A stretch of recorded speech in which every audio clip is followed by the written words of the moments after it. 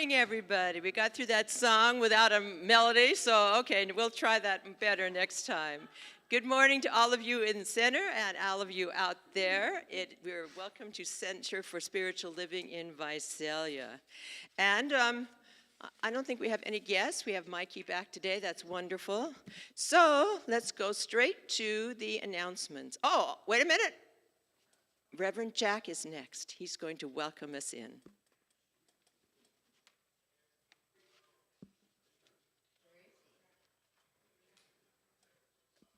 I wanted to take just a moment to say how much I am in gratitude for the DEI group that put on quite a Sunday celebration last Sunday.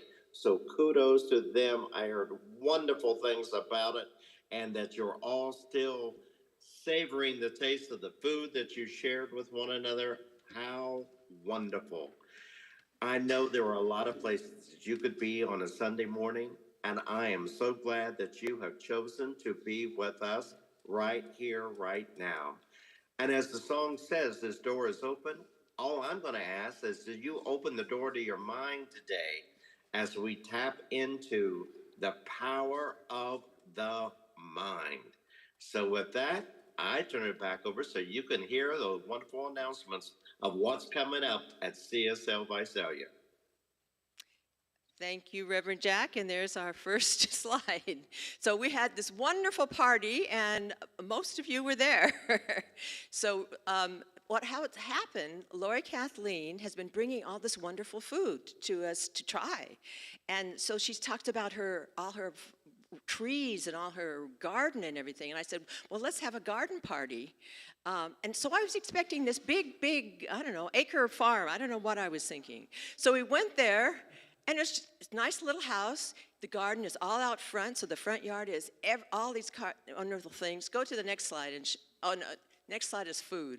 So then we had this pre-Thanksgiving food. Kathleen and Donna Kay made most of it. It was amazing. We had great food. And then she gave some of us a tour of her garden. So this is just a little bit of in the front. And she's got all these trees and melons hanging from arbors in the back. And it was such a wonderful day. Poor Lori was running like crazy, but it all came out together. And it was so nice to see so many of you there and have such a good time. So thanks for coming out for that. And I think some of them are still recovering today, so they're not quite here.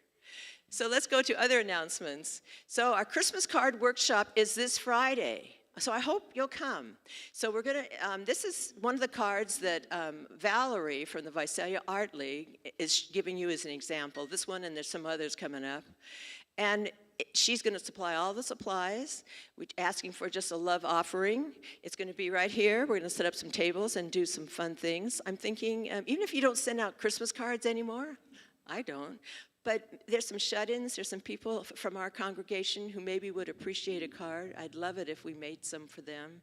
So come, 5:30 to 7:30 on this Friday. And Valerie, who coordinated the last art show we had, is wonderful. We'll get all kinds of great ideas. Which reminds me, look at this wonderful new Members and Friends art show. So it's really great. We have lots of things from people we know and a few people we don't know. Next slide is, don't forget, okay, Thanksgiving, Christmas, we have this wonderful box right here. It's filling up a little bit, but we really need to fill it up in the next week or so so we can take it over. You can write a check. I think somebody already did that. You can just put it right there in the box that we have right there, which you can see on the screen. And Bev will take it over to FoodLink. And there, they need all they can get. Family craft night. So we're still ready to make these great poinsettias out of toilet paper rolls. And all these wonderful boxes that we've sprayed painted. James helped and other people helped to spray paint those boxes. And we need all your old jewelry, your old glitter, your old whatever, feathers, rocks, whatever you want to put on it so we can decorate them. So that's a week from Wednesday, so we can have some things for our craft night. Fun, another great way to gather together. So we need your trash. Still need empty toilet paper rolls, paper towel rolls, and lace, ribbon, jewelry, all this kind of things to make these pretty boxes. So the other thing we have today is all these books on the side here. And Reverend Jack and Elder Pride have donated those. And he told me that some of them, they had some of these speakers come and talk to them at Elder Pride. And so they got books from the speakers. And so they're wonderful here. They all have little bookmarks in them. There you can see them. And they're just asking for a $20 donation. Great Christmas presents for anybody that is in the mind. All kinds of wonderful metaphysical kinds of books and other things that you want to look at over here.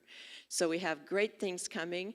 And remember, we will be having our Christmas holiday fair on the first Saturday in December. That's why we're making all these goodies, and we're still trying to find vendors. If you have any vendors, we've had a few call.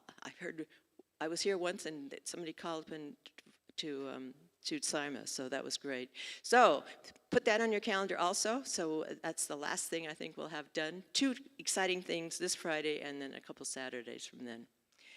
All right, so we will go now to our, what is next? Mission statement. If you'll all read this with me.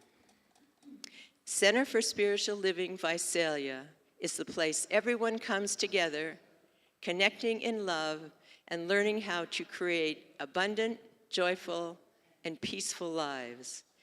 And you know, that's what we do here. It's a really nice mission statement. So we have wonderful extras, oh my gosh, we have all kinds of instruments over there today. So Kevin and Chase are going to play our second wonderful song.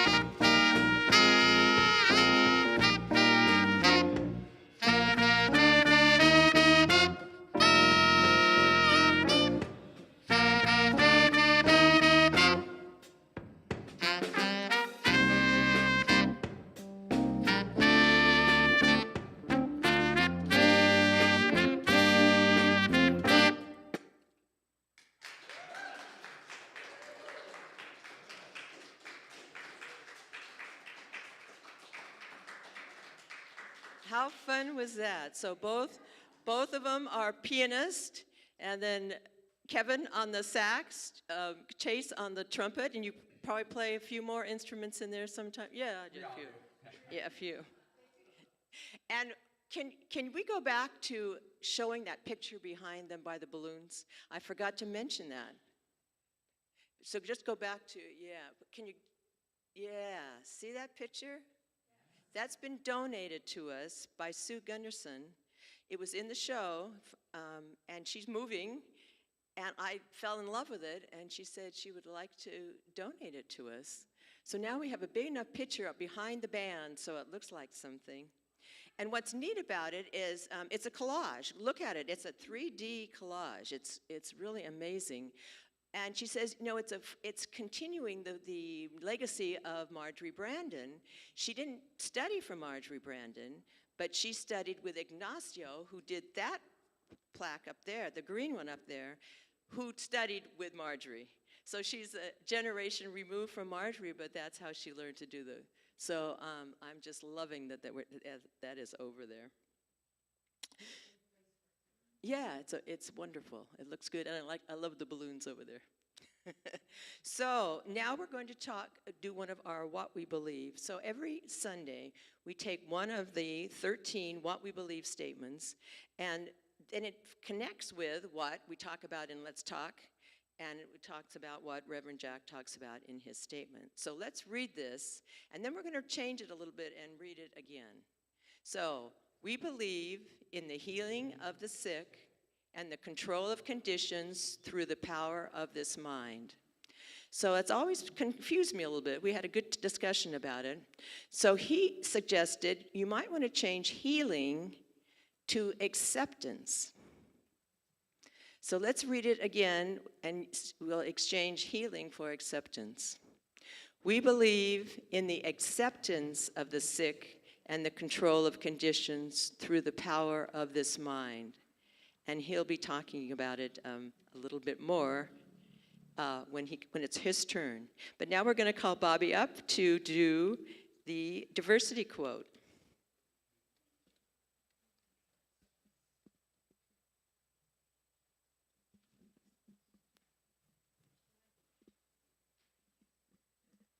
Okay, good morning. Yes, we did have an interesting discussion this morning. And I have two quotes that relate to healing. And the first one is by Ernest Holmes. In all forms of healing, all that can be done is to let an inner light flow to restore us to our original power of perfection. Then I added on one that's a little more modern, but the same theme. Only when we're brave enough to explore the darkness will we discover the infinite power of our light. So, and also, I would be remiss if I did not wish the veterans in our congregation a happy Veterans Day, and that's coming up on November 11th. So, that's it. Thank you.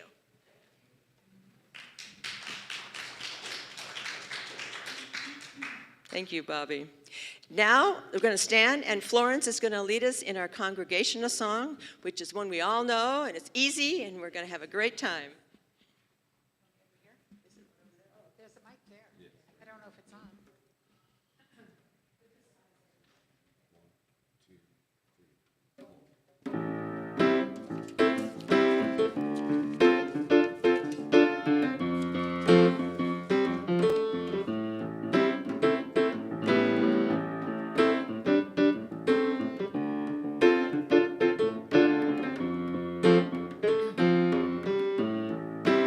God is my source. God is my power. God gives me everything I need. So I give thanks for all my blessings. God gives me everything I need. Love is my source. Love is my power. Love gives me everything I need. So I give thanks for all my blessings. Love gives me everything I need. Joy is my source. Joy is my power. Joy gives me everything I need. So I give thanks for all my blessings. Joy gives me everything I need. Peace is my source. Peace is my power. Peace gives me everything I need. So I give thanks for all my blessings. Peace gives me everything I need. God is my source. God is my power. God gives me everything I need. So I give thanks for all my blessings. God gives me everything I need. God gives me everything I need. God gives me everything I need.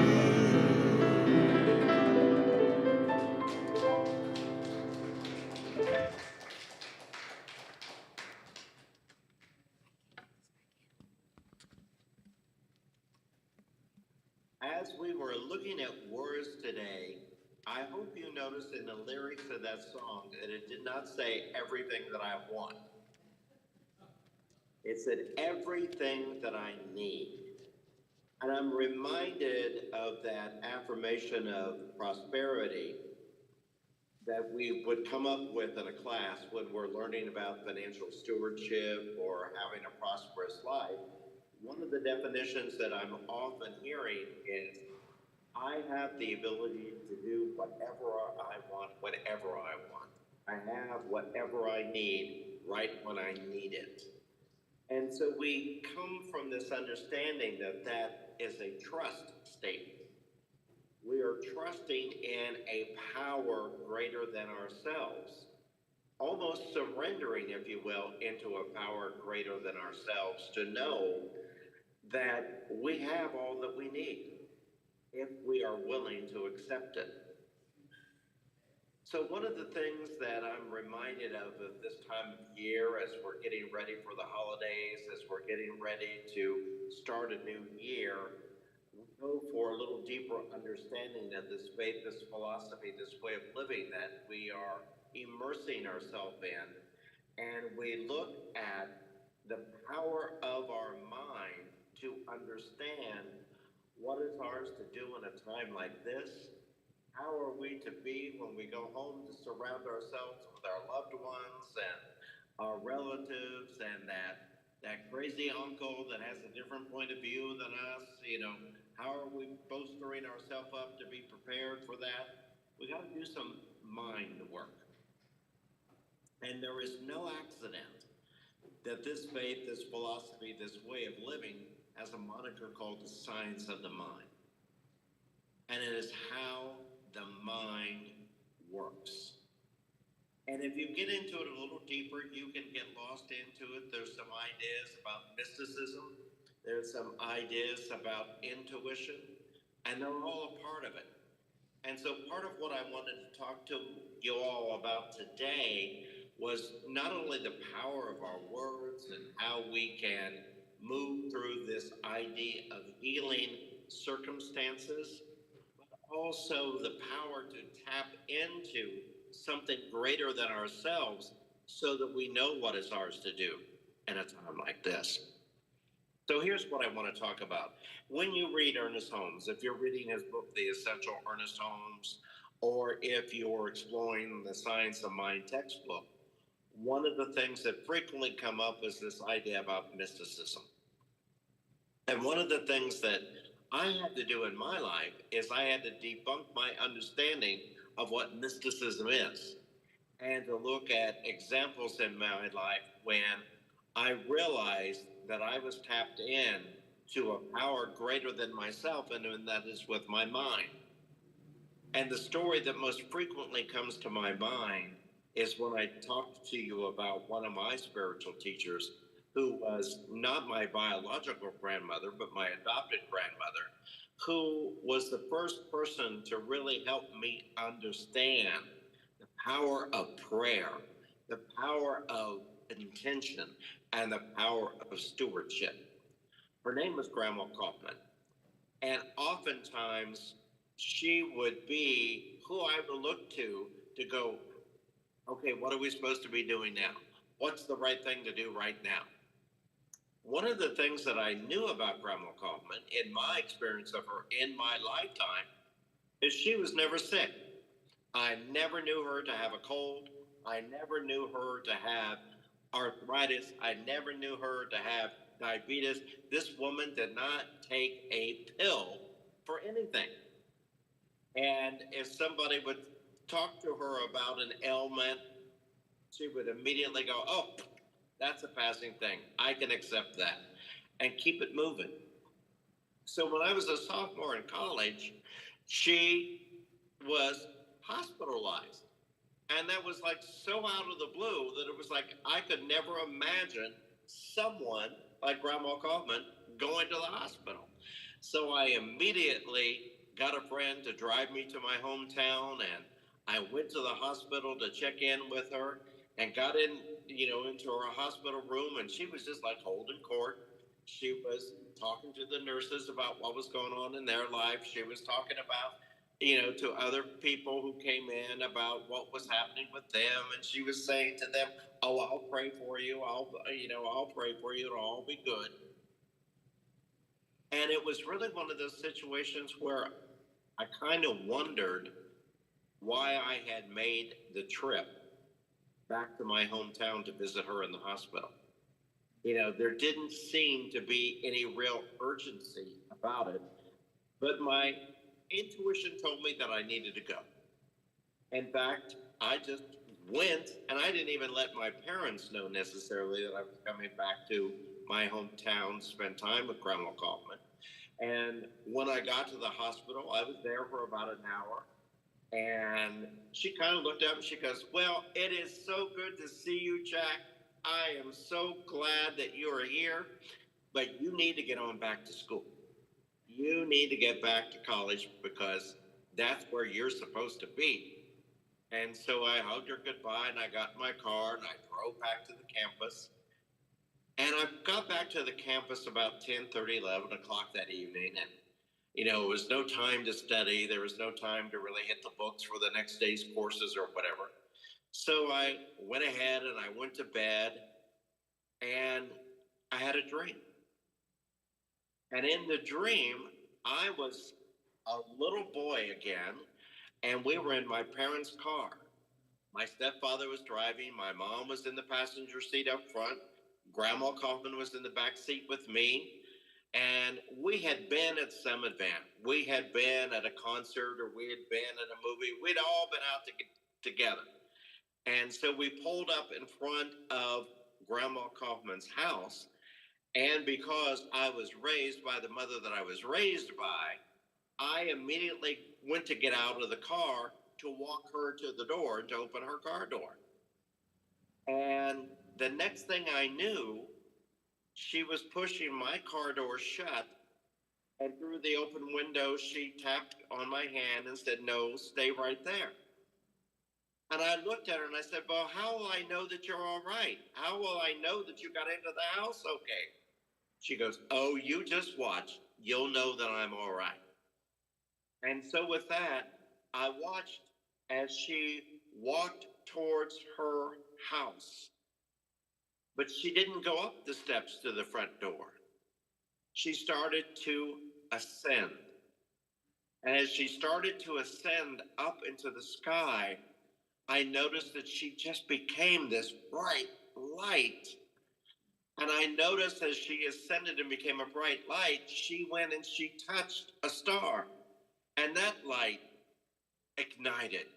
And then the two of them went and they touched another star. And then they went further out into the universe where that light just drifted away. And I was awakened by my phone ringing. And as I answered the phone, I said, "Hello, Mother." And she goes, "How did you know that it was me calling?" And I said, "Just as I knew that it was you calling, I know what you're calling to tell me. You're calling to tell me that Grandma Kaufman just passed away." And she goes, "Well, yes, indeed, that is what I'm doing." I said, "She already let me know." Now, that story, that dream, many would call mysticism. Many would call it, in this philosophy, tapping into something greater than ourselves. And what I want you to see from this illustration is that my intuition told me I needed to go now to see her. That trip from the university over to my hometown to visit with her was to say goodbye. Now, nobody put the words goodbye on that encounter, but I knew in my heart of heart that I needed to go. And I was obedient to what Spirit was guiding me to do. Then, when I got back to campus and I had that dream, I knew that I had tapped into the mystic powers of the mind that will guide us even more to know what is ours to be, what is ours to do, and what is ours to have at a time like that. What we are called to do is to be willing for that to happen, to be willing to receive those messages, to be willing to tap into the power of the mind. It's that energetic, it's that energy that will guide us for what is for our highest and best and what is ours to do next. We can tap into that. And we tap into it by focusing our attention on what Spirit is trying to reveal to us. To be attentive to our dreams. Because when we dream, we are working out the stuff that's dwelling within the subconscious of our mind and putting some order to it to understand what's the message here, what's being communicated. There are our ancestors that had to tap in to that power that was greater than themselves to do what they were called to do. You know, I'm thinking of Harriet Tubman. I'm thinking of other folks that allowed people to transcend the pathways of the Underground Railroad. They had to tap into that intuition. We can go now. It's quiet. The dogs are not barking. That's a sign. Let's go a little bit further. And they would get right to a place along the way, and something, an energy would come over them. Stop. Stop now. Wait. And then they might see somebody that had crossed the path that they would have been exposed to had they just continued on. But they consciously tapped into their intuition. They constantly tapped into what it was that they were to do next and to be guided by it. And oftentimes we get away from that. We get away from it, but we have to remember it's within our DNA. It is what our ancestors have done one generation after another. They understand the cycles of life. They understand the road marks along the way to know what is theirs to do at a time like this. And so, with that kind of understanding, with that kind of knowingness of what's going on, we can take a look at the verse that is the statement that we are following this week. When it is read aloud, when you look at it again, one of the things that I want to invite you to notice that the word cure is not within it. The word healing is within it. And so oftentimes when we offer up our prayers to the universe, when we offer up our prayers to God, we're asking God to cure something rather than to ask God to heal something. And what I want to invite us to do is to see that healing does not necessarily look like curing. That healing really represents acceptance, peace, understanding that there's something more going on here. There is this opportunity when someone has a diagnosis, a diagnosis that perhaps they have a terminal illness. One of the things we may notice that we're drawn to is we're not drawn to the people who tell us stories about the illness that have taken over their body. What we are drawn to are their stories of how they transcended the illness that is taking over their body. And so, in other words, what that transcendent moment is really describing is the healing that is going on in this situation. That we may have a cancer diagnosis and we may intuitively know when it is time to stop taking the medication. We may intuitively know, oh, this doctor, this clinic, this is not for me. I've got to go somewhere else. And we pack up our stuff and we go see another doctor who sees another thing, who understands something more is going on, and is a much better practitioner for us in whatever it is that we're dealing with. But it's our intuition that's saying something doesn't feel right about this.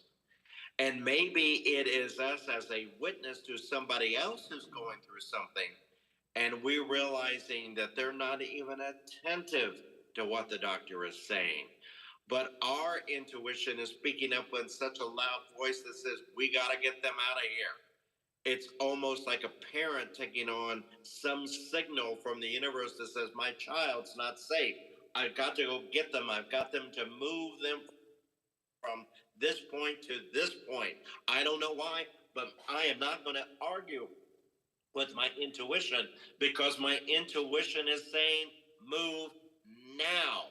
And then we move now. We're obedient to it. And then life unfolds in a different way. And we see that we have been a part of the healing of that situation. And that maybe that healing of that situation is getting to a place of acceptance for all the parties involved. But we can count upon that intuitive nature. How do we tap into it? Intuition may seem like something that comes to us randomly, that is like out of nowhere, and that's true.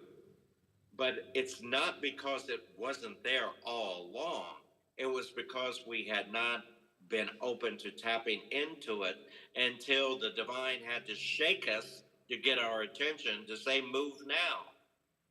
But we can tap into that moment. We can tap into the intuitive. We can tap into the power of the mind. We can tap into something that's greater in ourselves just by stopping and listening. Stopping and listening. We all do it. We all do it on some level. And it seems so random. We do it when we want to walk into a room and suddenly we realize that we're in that room. Oh, the energy doesn't feel right here. I'm out of here. I got to go.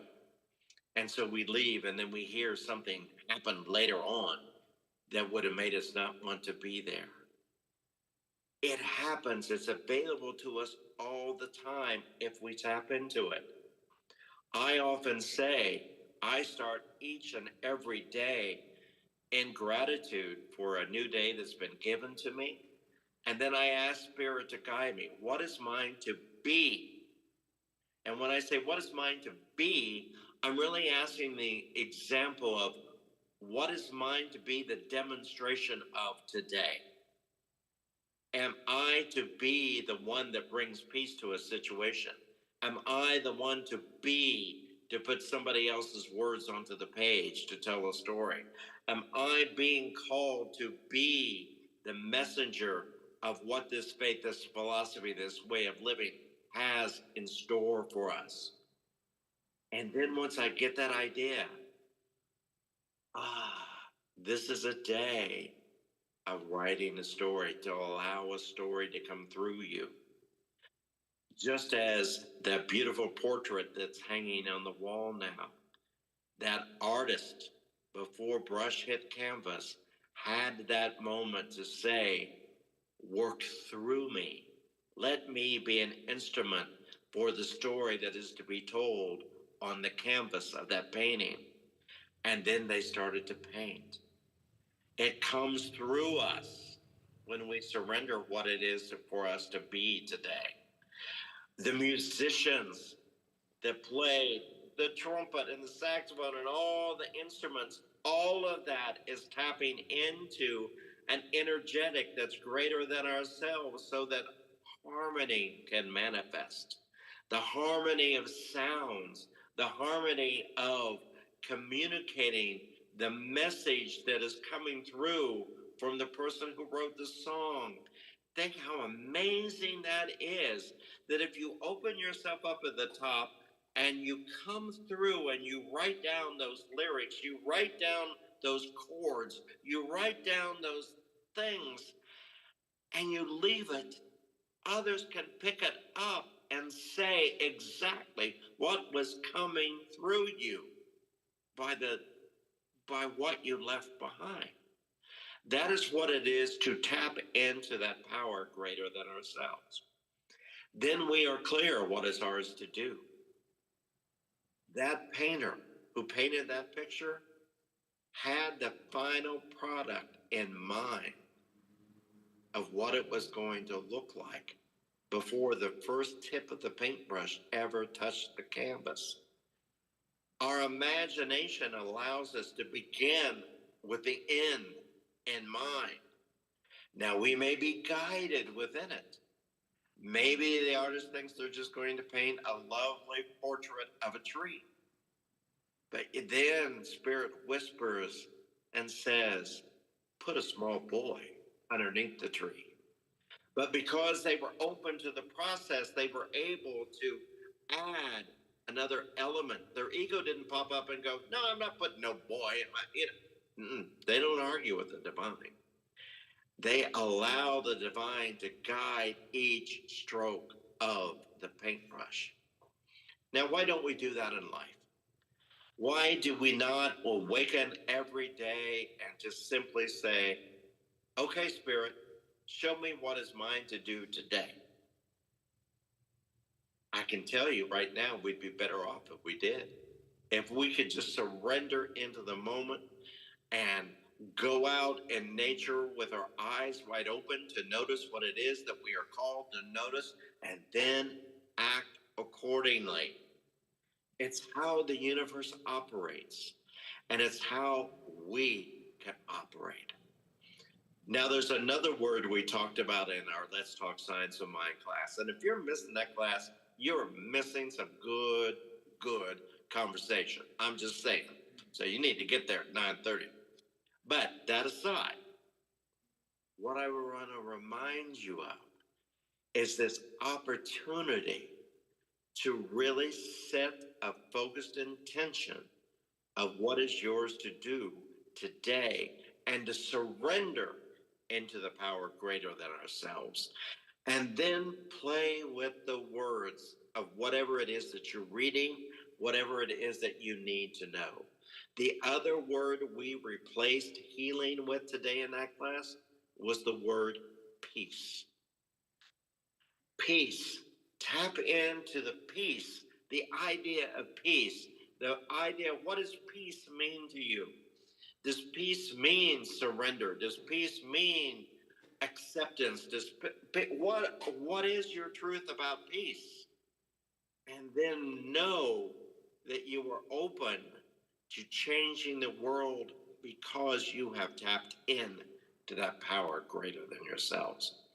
So this week, your assessment, your homework is to assess your universe and to start each day with an intention of tapping in and trusting your intuition. Play with it. It's not going to lead you astray. Ask yourself the question. Stand there in the grocery store holding up this mango and that mango and say, come on, intuition, guide me to know which one to take home with me. And then suddenly you will feel the one in your left hand's a little riper than the one in your right hand. Okay, I'm tapping into my intuition here. When you walk out the front door to go for a walk this afternoon, instead of going the way that you always go, I'm going to tap into Carol's suggestion that she offered in class today. Tap into your intuition and say, which way should I go today? Maybe you'll take the same course, but you'll go the opposite way to get there. Or maybe you'll cross over a block and walk down another street. But tap into that intuition intentionally to guide you. There are 32 new books over on the table right now. Walk over to that table and look and ask Spirit to guide you. Which one of these books are speaking to me? There are many books there that are guides and daily journals for the new year. Maybe there's a book there for you that next year I'm going to journal a little bit every day and I'm going to use this book to do it. Or perhaps there's this opportunity that you were just talking to a friend last week about their love for wanting to journal. And so maybe you're not there to pick up the book for you, but maybe you're doing a little pre-Christmas shopping. You're picking up that book so you might gift it to somebody else. But allow your intuition to guide you. When you look at all the art that's in the room, tap into, when I look at this painting, when I look at this piece of art, what am I to see? What is the artist's intention? What is speaking to me through it? You may not even like the piece of art that you're looking at, but if you stand in front of it and ask Spirit to show you what it is that the artist wanted to reveal to you, you'll get it. You'll get it. And I was like, oh, that's why. Now, it may not ever be a piece of art that you would ever hang in your living room, but you're drawn to it for a reason. There was a time in my life, I collect art. I have a lot of art on the walls in my house. And one day I was, after a dinner party, somebody was sitting, on the sofa and they were kind of looking around my living room, taking in the art, and they go, huh. And I thought, now what could that possibly mean? Because when I cast my eye on the art around my living room, it was a variety of art. Many different artists were being illustrated and many different things were present. There were some modern contemporary pieces. There were some older pieces. There was, of the 8 pieces of art that was on the wall in my room. And I said, what is it that you're seeing? He said, every piece of art in your home depicts an open door. And I said, an open, and then I looked. Oh, yes, my Cheveco, that was a French cafe, but the door to the cafe was ajar. Oh, the California hotel portrait on the other side was 2 French doors open to an arch to the Pacific Ocean. Oh, When I looked over there, it was a lighthouse, but the little door at the bottom of the lighthouse was open. Every piece of art in my home in that moment depicted an open door. I had no idea that that's what I was attracted to, that that was a part of it. But that was the link between the artist and myself that drew it to me in some way. Maybe it was first the open door that lured me towards the canvas, but then I saw the rest of the picture and I was enthralled by it. But it was that noticing and that tapping into, I wonder what that means for me. What? I am always open. I guess that's a part of my nature. I always want to see what's down the road and around the next curve. So it makes sense. So this week, make a decision to tap into a power greater than yourself. Tap into your inner intuition to guide you each and every day. And then notice what you notice about that. So with that, I just want to bring it together by saying, thank you, God, for this power that is greater than ourselves, because it reminds us that we can always tap into it so that we might understand how our life got to be the way that it is, and to provide us the guidance for what is ours to do to get from where we are to where we want to be. And so it is. So now I'm going to let the musicians do some preaching and let them bring one more song to you all. I'll see you on the other side.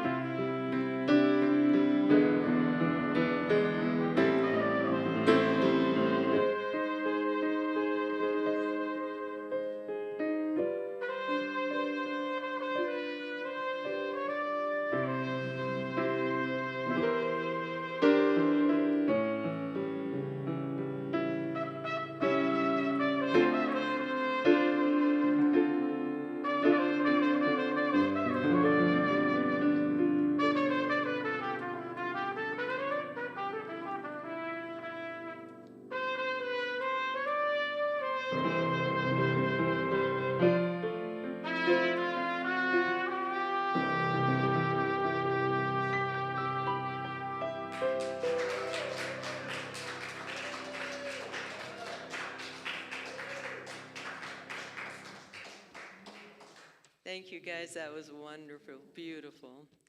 Can we have the ushers come forward so we'll take our offering?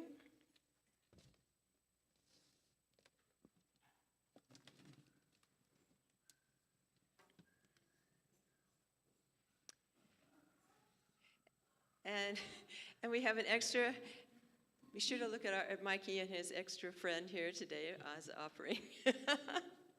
So let's read the prosperity prayer. Today I expect every good thing to come to me, for I know the divine abundance is forever manifesting itself in my affairs. I am keeping my whole mind and thought and expectation open to new experiences, to happier events, to a more complete self-expression. Everything that belongs to spirit, I accept. Everything that partakes of the nature of divine reality, I claim as my own. I identify with success, and I prosper in everything I do. As I give thanks for the good now flowing into my life, I gladly share that good with others. The more I give, the more I receive. I experience a deeper consciousness of peace and security, for I know that I am in the embrace of a warm, loving presence. My cup runneth over. I exist in limitless possibility.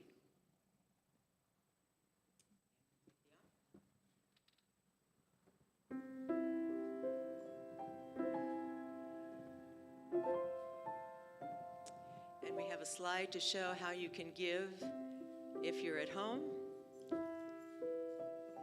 If you'd like to donate to the Center for Spiritual Living Visalia, you can go to our website and click on Donate. Very easy, cslvisalia.org. Or you can mail a check to our address that's up on the screen. And we appreciate people loving us and giving us donations. And as you've given your donation, come on up and we'll get on our circle for our peace song.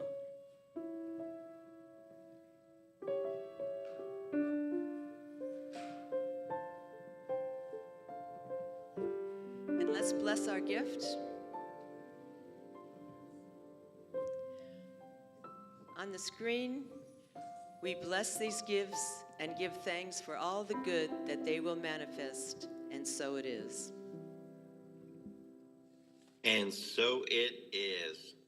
I want to reflect just a moment on the song that the music ministry played right before we went into our time for giving. What a beautiful world. If you knew the background of the day that the lyrics to that song were written, you would understand that it's the perfect song for a time like this. Louis Armstrong tells the story about one day up in Harlem. The heat was horrific.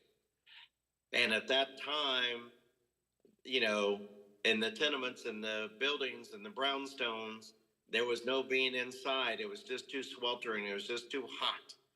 And so he was seated out on the stoop, out on the steps, out in front. And what he noticed, that despite the depression, that despite everything that was going on around them, the fact that he and his musicians couldn't even check into a hotel, they had to stay with somebody that offered a safe house for them to be in. And that's why he was outside on the stoop. But yet, when he decided to see the good in the world, he looked around and saw neighbors saying hello to one another and nodding their heads. He saw the children playing in the water of the fire hydrant, dancing and laughing and just having the best of time. And he thought to himself, What a wonderful world.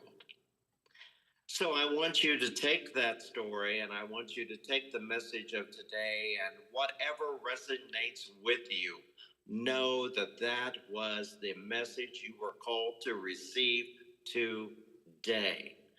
That is the gift of being open at the top.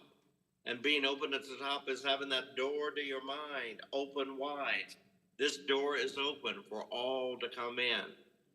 I want to say thank you, thank you, thank you to everyone who had a hand in today's service. I want to say a special thank you to Chase and to Kevin and everyone who offered a note into the world of music for us today. And to Elias and James and Simon and everyone who makes sure that all the stuff that happens behind the scenes is happening behind the scenes. I say thank you, thank you. And as we are ready to go out about in our day ahead and in the week ahead, I know for certain that we are ready.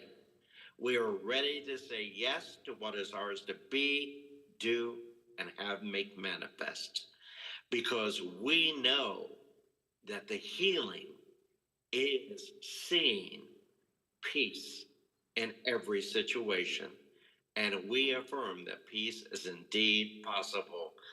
And let us come together in our voices to let the world know that we believe peace on earth is indeed possible.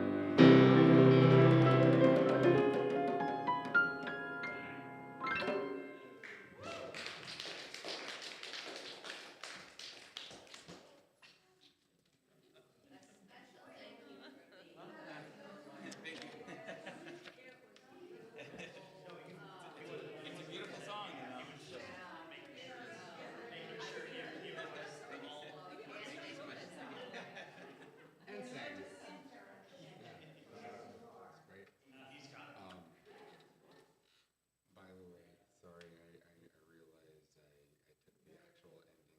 We didn't go over the actual ending, but you picked it up right away. Oh, yeah, no worries. It's always an adventure. Yeah, it doesn't matter. It's like, I'm pretty sure we just ended it with the regular course. You guys did a great job. Thanks. Thank you so much. Hey, I'm just trying to live up to your example a little bit. I'm not there yet. No. No, what you're doing